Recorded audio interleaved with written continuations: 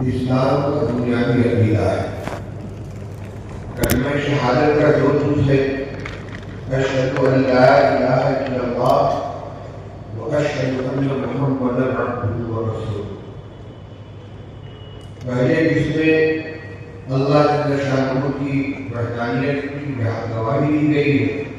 اور دوسرے جس میں حضرت نبی کریم صلی اللہ علیہ وسلم کے رسالت کی گواہی ہے۔ ہمیں یہ یاد رکھنا چاہیے کہ جس طرح صرف اللہ کے وجود کو مان لینا کافی نہیں ہے، اللہ کو معبود مان لینا کافی نہیں ہے، بلکہ اس کے ساتھ یہ عقیدہ رکھنا، اس کا اقرار کرنا بھی ضروری ہے کہ اللہ معبود برحق ہے، اس کے علاوہ کوئی معبود نہیں۔ اسی طرح اشہد ان محمد رسول اللہ کے جز میں ہمیں صرف محمد رسول اللہ صلی اللہ علیہ وسلم کی رسالت کا اقرار کر لینا کافی نہیں ہے، بلکہ اس کے ساتھ اتنی ہی پختگی کے ساتھ اس بات کا بھی یقین رکھنا اور اس کی گواہی دینا ضروری ہے کہ آپ کے بعد کوئی دوسرا نبی نہیں آ سکتا۔ آپ اللہ کے پیغمبر ہیں، رسول اور آخری پیغمبر ہیں۔ وہاں نبوت کا پلیٹ فارم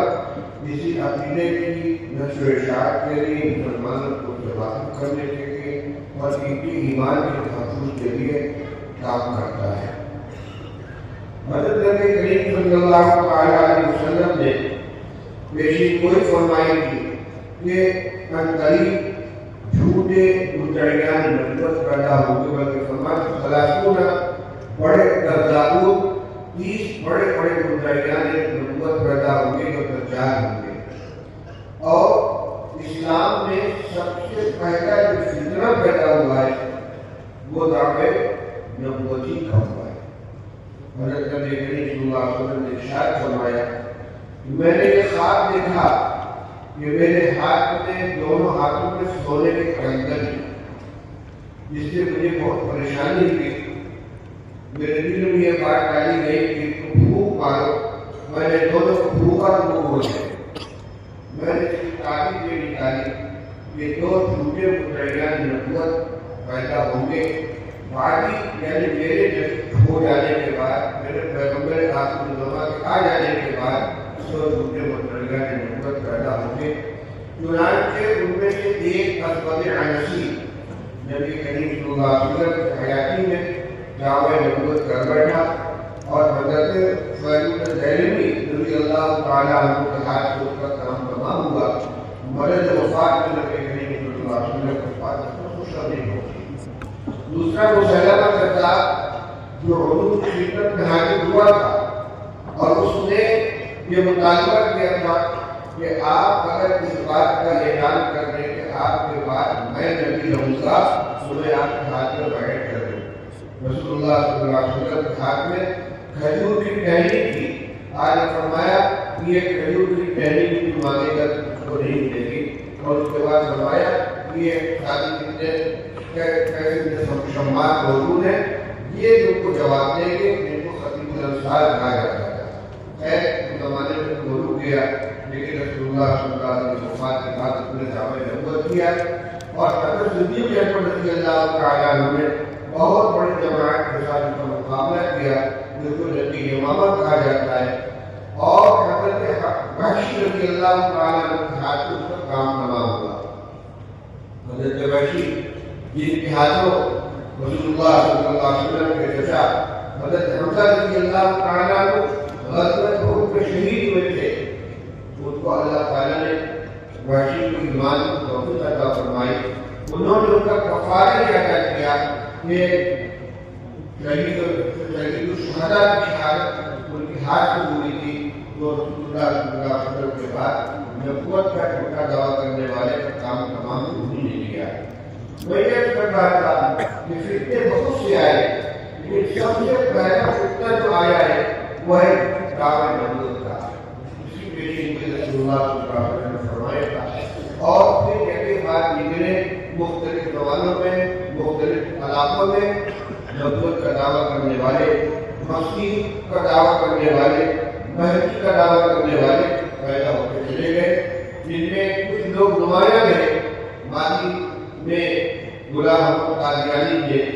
پہلے مسیحیت کا دعویٰ کیا، اس کے بعد نبوت کا دعویٰ کیا، اس میں ایک مستقل جماعت بن گئی اور ہندوستان میں انہوں نے قادیان کو اپنا مذہب بنایا،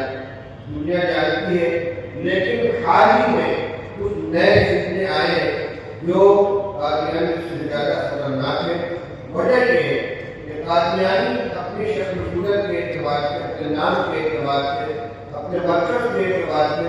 انہوں نے اپنے آپ کو مسلمانوں سے الگ کر رکھا ہے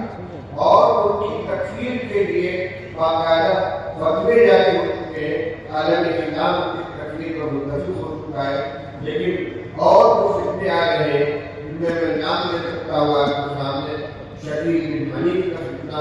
اور ریاض اور شاہی کا فتنہ، یہ عام مسلمانوں کے اندر بڑے ملے رہتے ہیں، بلکہ بظاہر جو شکیلی ہے بڑے دیندار نظر آتے ہیں،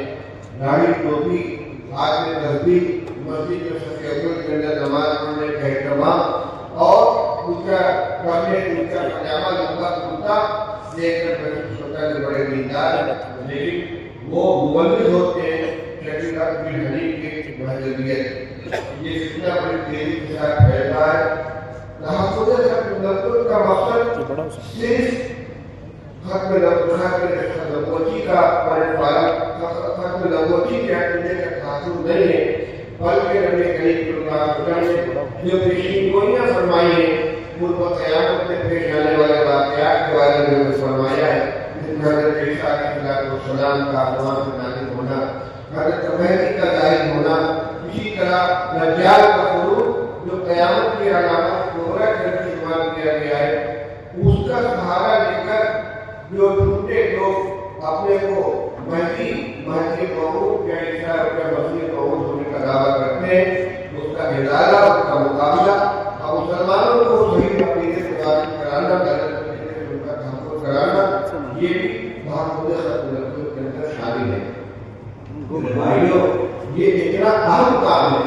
کہ بڑے بڑے علماء، بڑے بڑے مشائخ نے اس فریضے کو اپنی ذمہ داری سمجھا اور اس کے لیے قربانیاں دی۔ دارالعلوم کے شیخ ولی حضرت علامہ مولانا پروفیسر اشرف رحمۃ اللہ علیہ، جو خاص علمی آدمی تھے اور ان کی پوری زندگی علم حدیث اور دیگر علوم دینیہ کی ترمیم و اشاعت اور تدریس کے اندر گزری، ان کو چلتا پھرتا کتبخانہ کہا جاتا ہے۔ شیخ ولی حضرت مولانا محمد حسن صاحب رضی اللہ عنہ کے سب سے بڑے شاگرد تھے، وہ مدینہ تلامذہ میں بھی ان کا نمبر اونچا تھا۔ انہوں نے دارالعلوم دیوبند کے مقدر تدریس کو چھوڑ کر بھاگلپور میں ایک قادیانیت کے مقدمے کے اندر جا کر پیروی کی اور اس کو اپنے کے باعث نجات قرار دیا۔ جب ان کو معلوم ہوا کہ عدالت کے اندر مقدمہ دائر ہے، اس کے بعد یہ تھی وہاں بھاگلپور میں کہ ایک عالم کی بیٹی ایک شخص سے منسوب تھی اور وہ قادیانی ہو گیا۔ انہوں نے دعویٰ کیا کہ قادیانی ہے، یہ اسلام کا خارج ہے، لہذا میرا نکاح اسے فسخ کر دیا جائے۔ مسئلہ عدالت کے اندر چلا گیا، زمانہ انگریزوں کا تھا، ابھی تک عدالت کے راستے سے قادیانی کی تکفیر کا کوئی فیصلہ نہیں ہوا تھا۔ مسئلہ آ گیا بہت نزاکت کا، دارالعلوم دیوبند سے مطالبہ کیا گیا، حضرت علامہ پروفیسر اشرف رحمۃ اللہ علیہ اور ان کے تلامذہ مولانا مظفر شاہ جہاں پوری، علامہ شبیر احمد عثمانی وغیرہ یہ حضرات گئے، لمبی مدت تک وہاں بیان کیا، عدالت کے اندر بحث کی اور دلائل کے ذریعے سے غلام محمد قادیانی کے قاتل ہونا ثابت کیا، مقدمے کے اندر کامیابی ملی۔ اس خاندان کو سخت ترین اذیتوں کا سامنا کرنا پڑا، بڑی اطلاعات سے گزرنا پڑا، لیکن اس فیصلے کے بعد دودھ کا دودھ اور پانی کا پانی الگ ہو گیا۔ میں یہ کہہ رہا ہوں کہ ایسے قدر بزرگ جن کا مشغلہ علم حدیث کی تدریس اور علم دین کی نشر و اشاعت تھی، انہوں نے دستگاہ چھوڑ کر اس کام کو توڑنا چھوڑا بنایا اور اس کے لیے سر جھڑ کی باتیں لگا کر قربانی دے کر انہوں نے بھاگلپور کے مقدمے کی پیروی کی۔ آج میں اپنے فضلہ سے بھی کہنا چاہتا ہوں، بڑی تعداد میں یہاں اسلامیہ سے فارغ ہونے والے فضلہ کی تعداد موجود ہے، حال کی فالح ہے، ان کو میدان عمل کے اندر قدم رکھنا ہے۔ ان کی ذمہ داری ہے ایک طرف جو دین اور حاصل کیا ہے اس کو امانت کے طور پر اپنی نسلوں تک پہنچانا اور اس کو دین سکھانا، لیکن دوسری طرف ملت کے ایمان کی حفاظت بھی ہمارے علماء کرام کی ذمہ داری ہے۔ پہلے کے سکتے آتے تھے، اعمال کے تھے، اخلاق کے تھے، معاملات کے تھے، لیکن اس وقت سارے سکتے ایمان اور عقیدت کے اوپر ہم آگے ہو رہے ہیں۔ باقی قادیانیت کا فتنہ تھا، اب گور شاہی کا فتنہ آ گیا ہے، شہید بن حنیف کا فتنہ ہے، جو بیک وقت اپنے کو مہدی اور عیسیٰ دونوں ہونے کا دعویٰ کرتا ہے، اور تمام کوشش کے باوجود یہ فتنہ پھیلتا چلا جا رہا ہے۔ اللہ کا شکر ہے کہ علماء مقامی جس کا مقابلہ کر رہے ہیں، محنتیں کر رہے ہیں، تدبیریں کر رہے ہیں، لیکن ہمارے جو نئے علماء ہیں ان کے لیے ضروری ہے کہ اپنے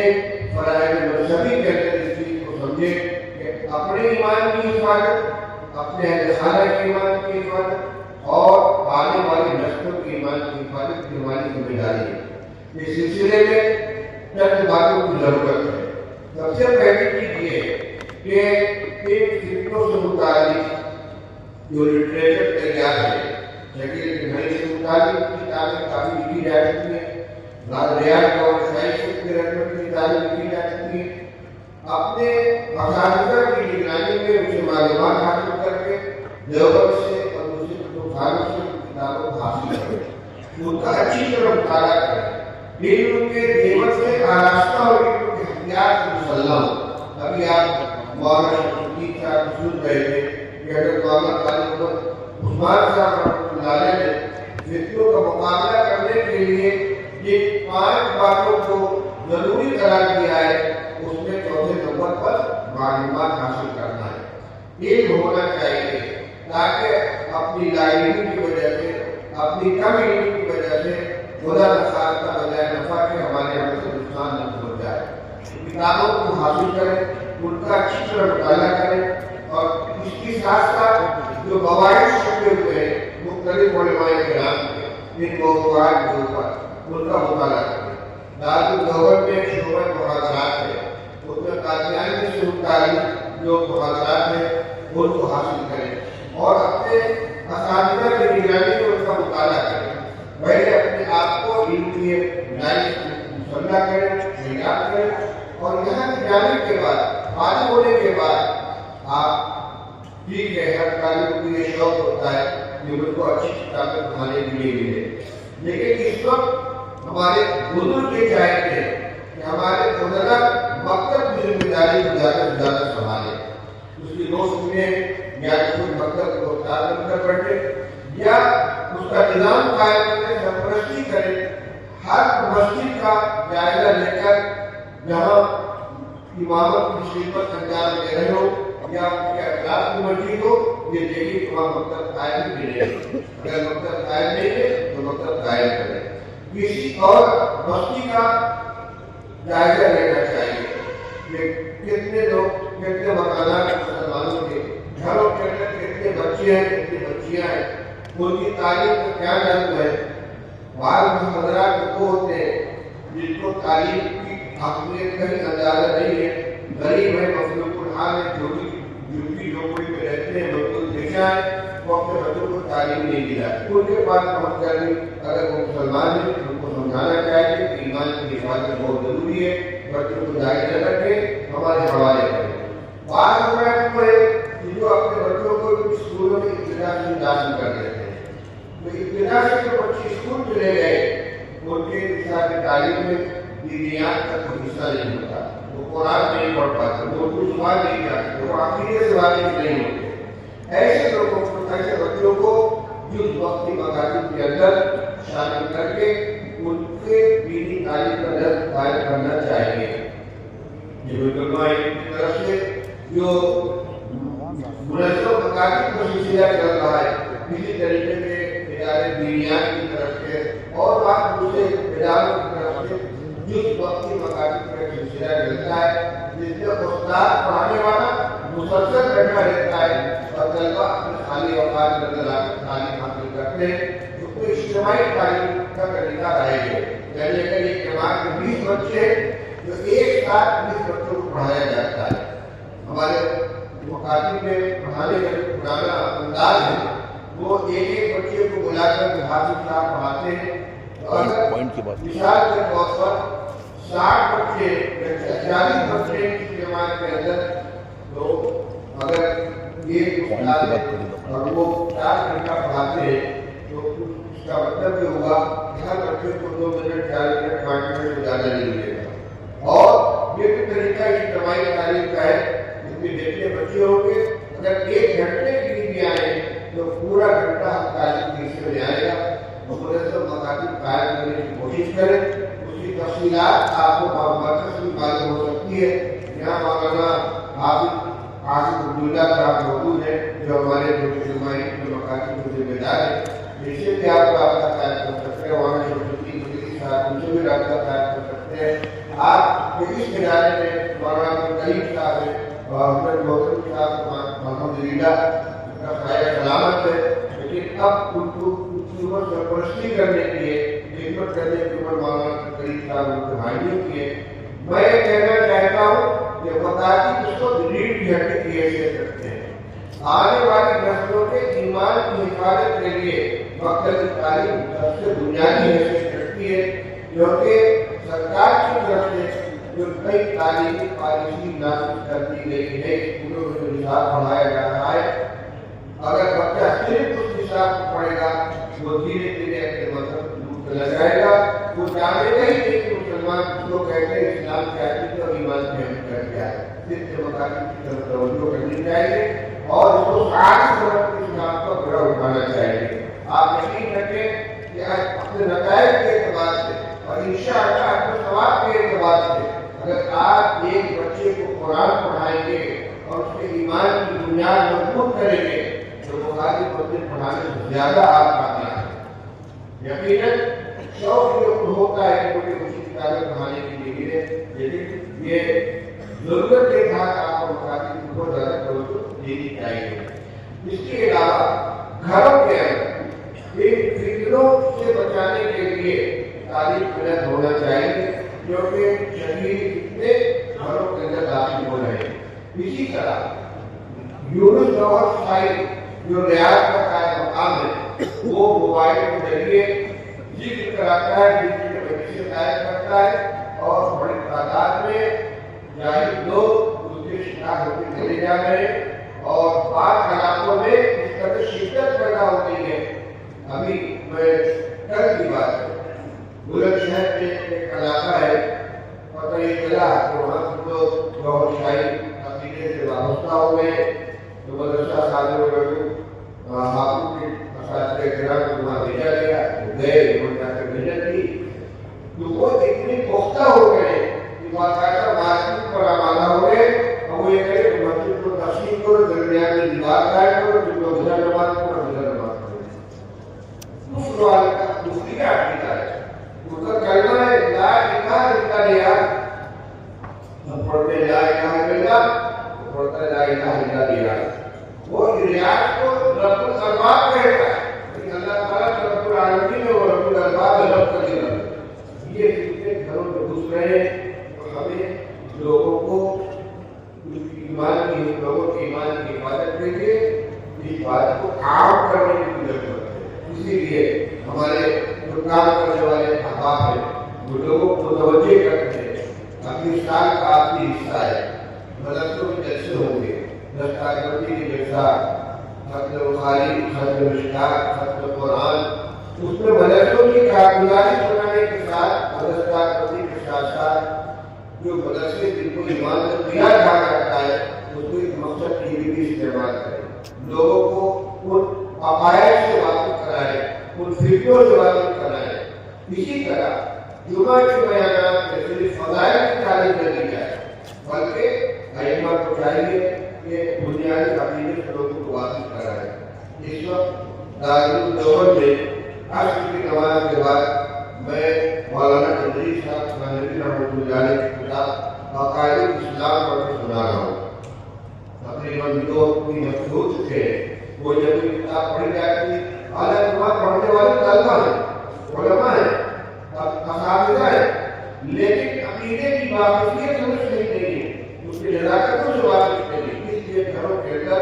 عقیدے کی کتاب کو پڑھایا جائے، سنایا جائے، عورتوں کو سنایا جائے، بچوں کو سنایا جائے اور کتابیں جا کے رکھی جائے تاکہ اس کا مطالعہ کرے۔ عقائد اسلام علی کتاب مولانا صاحب کالوی رحمۃ اللہ علیہ، اسی طرح تعلیم اسلام کے دفتر پر ہمارے دارالعلوم میں مولانا عالم صاحب نے انہوں نے رسالے مرتب کیے ہیں جو مقاصد کے اندر حاصل کیے جاتے ہیں، پوری سوالات پھر ان کا مقابلہ کرایا جاتا ہے، انعام دیا جاتا ہے۔ وہ جو عقیدے کے رسالے ہیں تعلیم اسلام کے انداز پر جس میں سوال و جواب ہے، نبوت کے بارے میں کیا عقیدہ ہونا چاہیے، رسالت کے بارے میں کیا عقیدہ ہونا چاہیے، ختم رسالت کا عقیدہ، اسی طریقے سے حضرت مہدی، حضرت عیسیٰ اور دجال ظہور کے بارے میں، قیامت علامتوں کے بارے میں بڑے آسان زبان میں چیزیں لکھی ہوئی ہے۔ ہمارے اللہ کو چاہیے کہ فالتو میں کہ اپنے آپ کو معلومات کو مسلح کرے اور جتنی صلاحیت اللہ تعالیٰ نے ان کو دیے، جمعہ کے خطبوں میں، جلسوں میں اور اصلاح معاشرہ کے درجوں میں۔ اصلاح معاشرہ کا مطلب یہی ہے کہ خرابی کو دور کیا جائے، صرف رسم و رواج کو دور کرنا کافی نہیں، رسم و رواج کو دور کرنا ضروری ہے۔ جو رسومات ہمارے معاشرے میں چل رہی ہے ان کو روکا جائے، ان کو ختم کیا جائے، لیکن جب ایمان ہی نہیں رہے گا تو پھر ان باہری چیزوں کی ظاہری چیزوں کی کیا ہے کہ بات نہیں رہتی ہے۔ اس لیے ایمان کا تحفظ سب سے زیادہ ضروری ہے۔ تو میں نے چند باتیں آپ کے سامنے ذکر کی۔ پہلی بات یہ کہ کتابوں کو مہیا کر کے مطالعہ کریں، اساتذہ سے تعلق رکھیں۔ اسی طرح اداروں کے اندر بہت سرکار یہاں مدرسوں کی ذمہ دار بھی موجود ہوں گے۔ ایک تو مجلس تحفظ حق نبوت ہے جو دارالعلوم دیوبند کی مرکزی مجلس کی سرپرستی میں اصول ضوابط کے مطابق قائم کی جاتی ہے، صوبائی سطح پر یا ضلعی سطح پر، اور ایک مدرسے میں شعبۂ تحفظ حق نبوت۔ مجلس تحفظ حق نبوت کا تعلق کسی خاص ادارے سے نہیں ہوتا، جو تمام علماء شریک ہوتے ہیں، تمام ائمہ شریک ہوتے ہیں، لیکن اپنے مدرسے میں جہاں بہت سے شعبے ہوتے ہیں، ابھی آپ نے سنا شعبہ فارسی ہے اور شعبہ فلاں ہے، شعبہ تبلیغ ہے، یہ شعبہ اس کے اندر ہونا چاہیے شعبہ تحفظ حق نبوت۔ اور میں جیسے اور افراد رکھے جاتے مختلف کاموں کے لیے، اگر اللہ تعالیٰ نے سرکار کا فرمایا تو ایک فرد کو خاص ہی کام کے لیے رکھے، وہ اطراف کا جائزہ لے، گاؤں میں جائے، دیہاتوں میں جائے، لوگوں سے ملاقات کرے اور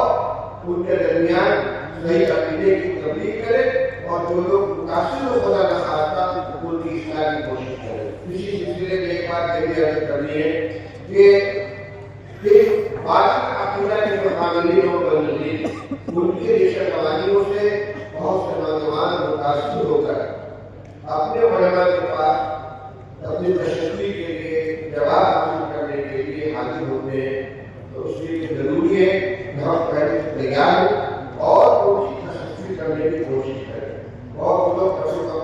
کہہ دیتے ہیں بیکار کی باتیں مت پڑھو، دوسرے کی باتیں مت سنو، ادھر سے کوشش کے شکار ہو کر آئے اور اپنی کوشش کا اجازت نہ کرے، ان کے عقیدے کی تصدیق نہ کرے، ان کو جواب نہ دے، تسلی نہ ہے، وہ سمجھتے ہیں کہ وہ تو کہہ رہا تھا صحیح کہہ رہا تھا، لیکن اس کا جواب نہیں آگے ہو سکتا ہے۔ فوری طور پر اگر کوئی جواب نہیں دے سکتے، وہ نہیں کر سکتے،